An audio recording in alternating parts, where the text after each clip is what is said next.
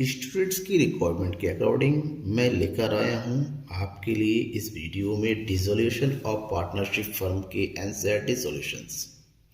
और इस वीडियो में आपको मिलेगा आज प्रैक्टिकल क्वेश्चन नंबर 1 से लेके क्वेश्चन नंबर 4 तक के solution. Dissolution of partnership actually में होता क्या है, जब पार्टनरशिप फर्म पूरी तरीके से एंड हो जाता है, यानी कि एंड ऑफ द बिजनेस, पूरे बिजनेस को जब बंद कर दिया जाता है तो क्या किया जाता है, पूरे बिजनेस में जो उसकी एसेट्स है और जो लायबिलिटीज़ है उसको रियलाइज़ किया जाता है। लायबिलिटी का पेमेंट होता है और एसेट्स का रियलाइज होता है। मीन्स एसेट्स से को बेच के पैसे वसूल किए जाते हैं और लायबिलिटी का पेमेंट किया जाता है। और जब ये पूरा प्रोसेस होता है तो वहाँ पर कुछ रियलाइजेशन एक्सपेंसेस भी होता है। तो किस तरह से इसकी एंट्री करेंगे आपको यही सीखना है। सबसे पहले क्वेश्चन नंबर 1 देखते हैं। देखिए, journalize the following transaction regarding realization expenses. Realization expenses के थ्रू कुछ पॉइंट्स देखे, 4 पॉइंट दे रखे ABCD, इसकी एंट्री करनी है। फर्स्ट है realization expenses amount to 2050। Second, realization expenses amounting to 3000 were paid by Ashok, one of the partners. C, realization expenses 2300 borne by Tarun personally. Or D, Amit, a partner, was appointed to realize the assets at a cost of 4000. The actual amount of realization amounted to 3000. तो चारों की entry कैसे करेंगे? Date नहीं दे रखा है तो date की जगह हम क्या डालेंगे, नंबर डालेंगे। कौन सा नंबर का जनरल एंट्री हो रही है, सबसे पहले हम बात करेंगे ए की। कह रहा है रियलाइजेशन एक्सपेंसेस अमाउंट टू 2500। रियलाइजेशन हुआ, खर्चा हुआ, खर्चे को पेमेंट किया गया। जब कुछ नहीं दे रखा है, पेमेंट बाय फर्म की तरफ किया जाता है तो इसकी एंट्री हम करते हैं। जो खर्चा होता है तो रियलाइजेशन अकाउंट को डेबिट करते हैं, ठीक है ना, यानी कि पेमेंट हो रहा है, खर्च होगा तो एंट्री करेंगे realization account debit to bank account, ठीक है। और अमाउंट कितना है 2500 की एंट्री कर देंगे। अब नरेशन लिखना कंपलसरी होता है तो नरेशन लिखेंगे being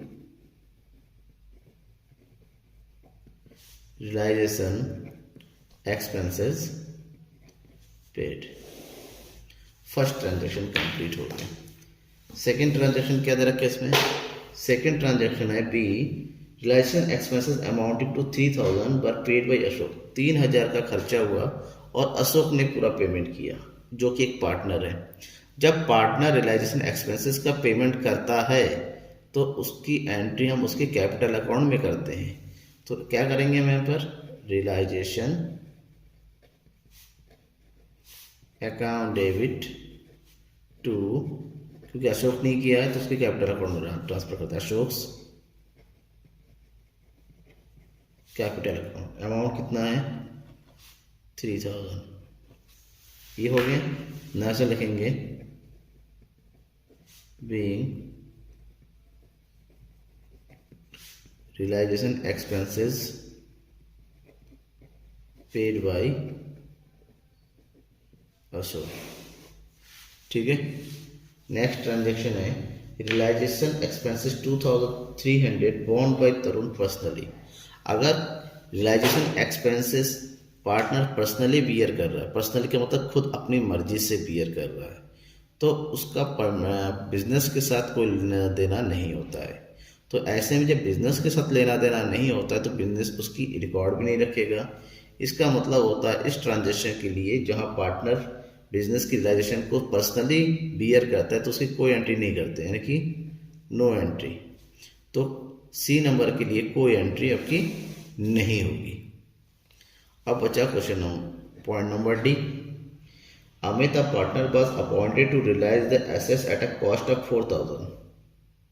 The actual amount of realization amounted to 3000.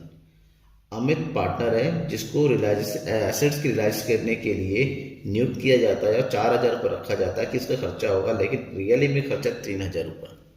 बस जितना आपने में से उससे कम भी खर्चा हो कोई फर्क नहीं पड़ता, उसके अकाउंट में जो है पूरा का पूरा पेमेंट होता है। दैट मीन्स हम यहाँ पर एंट्री करेंगे रियलाइजेशन अकाउंट डेबिट 4000 टू आमिस कैपिटल अकाउंट 4000। नरेशन क्या लिखेंगे, being realization expenses paid to Amit, कि अमित ने पे किया था, बाद में अमित को पेमेंट कर दिया।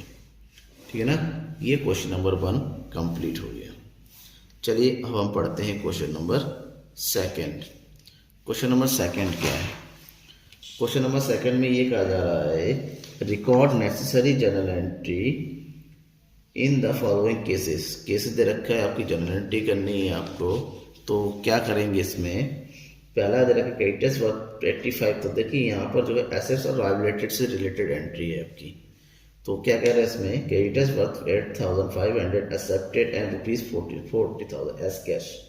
85,000 का क्रेडिटर्स था, 40 रुपीज़ कैश दिया गया, और investment worth 43,000 in full settlement of that claim. दूसरा दे रखा है creditors worth 16,000 they accepted machinery valued 18,000 in settlement of their claim. मतलब 16,000 का क्रेडिटर्स है, उसको 18,000 रुपये का मशीनरी देके सेटल कर दिया गया। सी नंबर है creditors worth 90,000 they accepted building valued 1,20,000।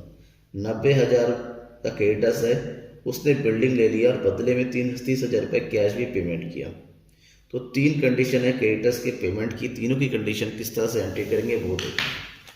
सबसे पहले केस नंबर ए कि क्रेडिटर्स 85,000 रुपीज़ है, क्रेडिटर्स को 40,000 रुपीज़ कैश दिया और इन्वेस्टमेंट दिया 43,000 और क्रेडिटर्स पूरा सेटल हो गया।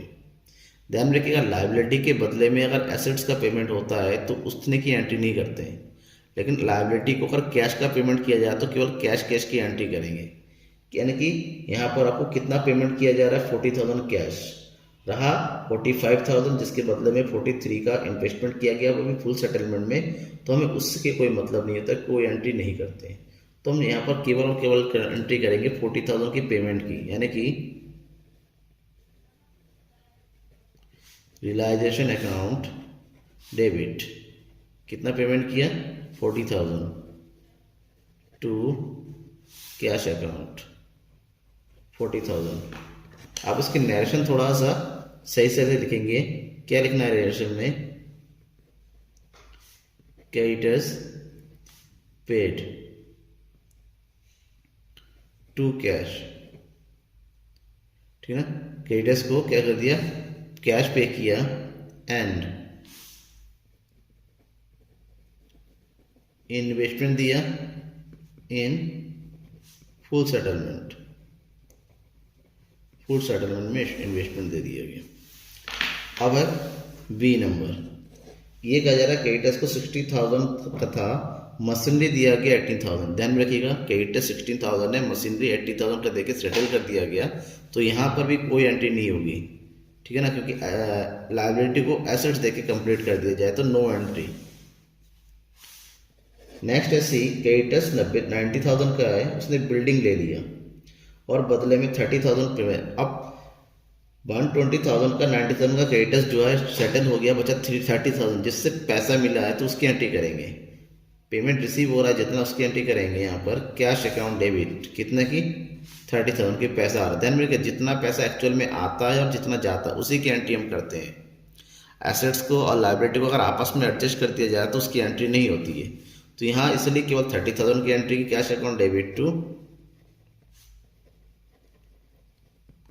Realisation account 30,000।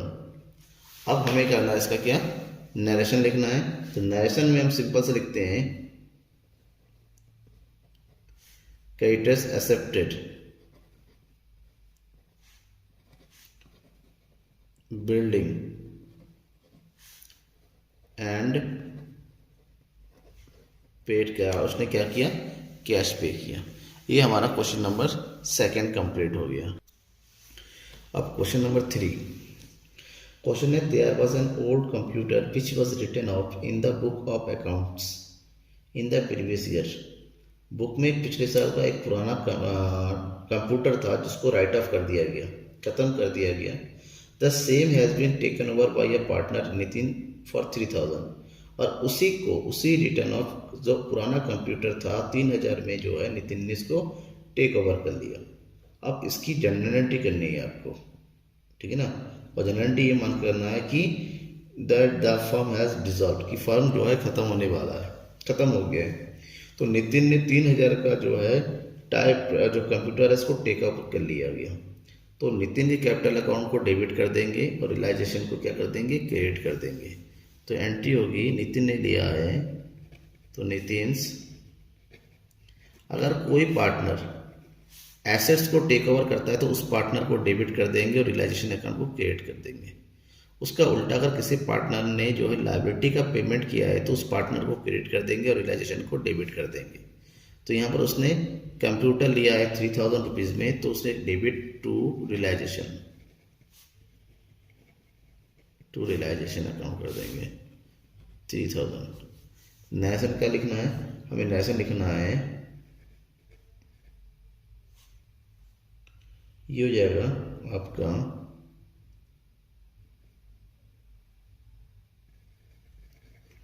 अनरिकॉर्डेड कंप्यूटर, या फिर क्योंकि रिटर्न अप हो गया था computer taken over bye Nitin ने इसको टेक ओवर कर लिया, ठीक है। अब हम बात करते हैं क्वेश्चन नंबर 4 की। क्वेश्चन नंबर 4 है, what journal entries will the recorded in the following transaction on the dissolution of the firm. Dissolution के फर्म के टाइम जो ट्रांजेक्शन दे रखे उसकी एंट्री कैसे करेंगे। फर्स्ट है payment of unrecorded liabilities of 3200, B stock worth 7500 is taken by a partner Rohit, C profit on realization amounting to 18,000 is the distributed between the partners Ashish and Tarun in the ratio 5:7, and last an unrecorded assets less 5500। एक एक करके करते हैं। सबसे पहले a, payment of unrecorded liability. Unrecorded liability का payment हो रहा है, भाई पेमेंट जा रहा है।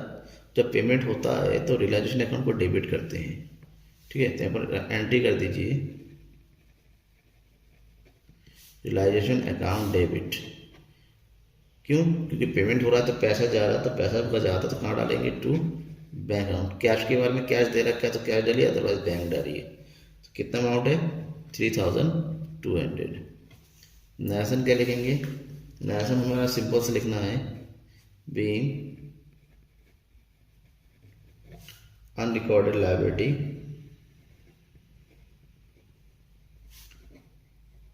पेड, ठीक है।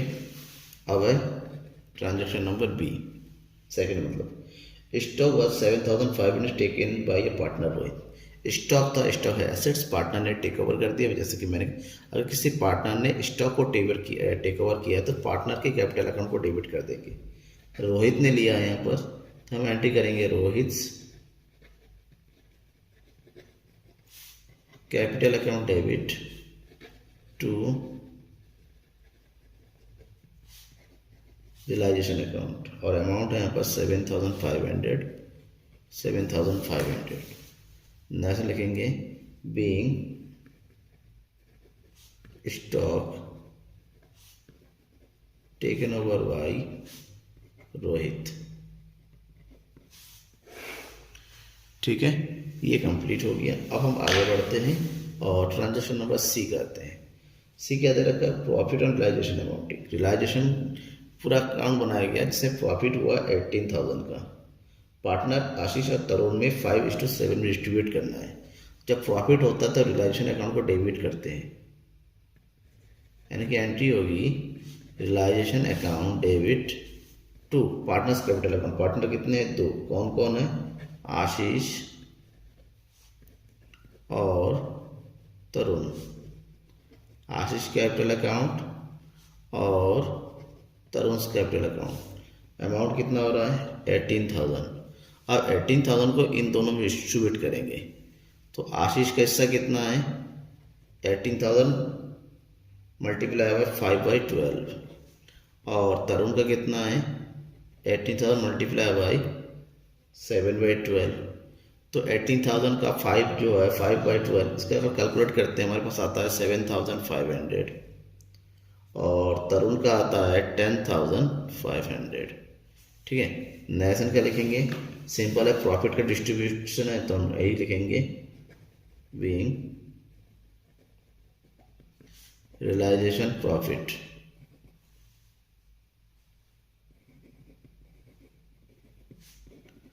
distributed between partners in ratio 5:7। ठीक है, अब लास्ट ट्रांजैक्शन है क्वेश्चन नंबर 4 का। ट्रांजैक्शन है unrecorded assets realized. Unrecorded assets है, एसेट्स को बेचा तो पैसा आया, और जब पैसा आता है तो बैंक डेबिट होता है। बैंक अकाउंट डेबिट, कितना पैसा आया? 5,500, 5,500 टू रियलाइजेशन अकाउंट 5,500। नेक्स्ट लिखेंगे बीइंग